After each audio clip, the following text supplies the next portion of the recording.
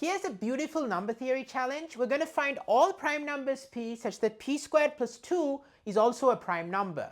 Now prime numbers are so random and so hard to pinpoint, so how are we going to approach this? It's a beautiful approach. We're not allowed to use modular arithmetic. You're going to love this because it's super accessible to everyone. You don't need to know any fancy numbers, okay? So what we're going to do is we're going to look at p squared plus 2.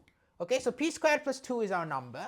Now here's what we're going to do. We're going to write p squared plus 2, just algebra. We're going to write p squared plus 2 as p squared minus 1 plus 3.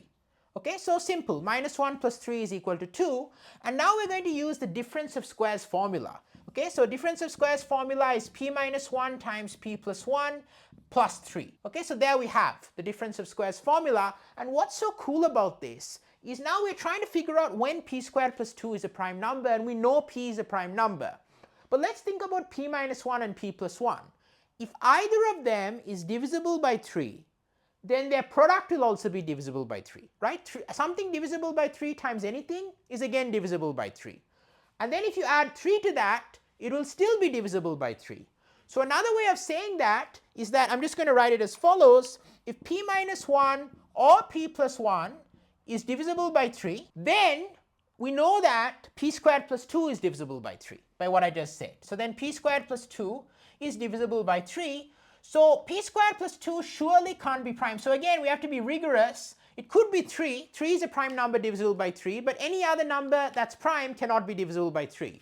But we do know that p squared plus 2, the smallest prime is 2, and 2 squared is 4, 4 plus 2 is 6. It's always at least 6. So it's not going to be 3. So therefore we know that this cannot be true. P minus 1 and p plus 1 are both indivisible by 3, because if either of them were divisible by 3, p squared plus 2 would be divisible by 3. So therefore, if you think about the numbers, think about the triple of numbers, p minus 1, p plus 1, there are 3 consecutive numbers. One of them has to be divisible by 3. Every 3 numbers, one has to be divisible by 3. It's got to be p. But if p is divisible by 3, p has to equal 3. P is prime, remember?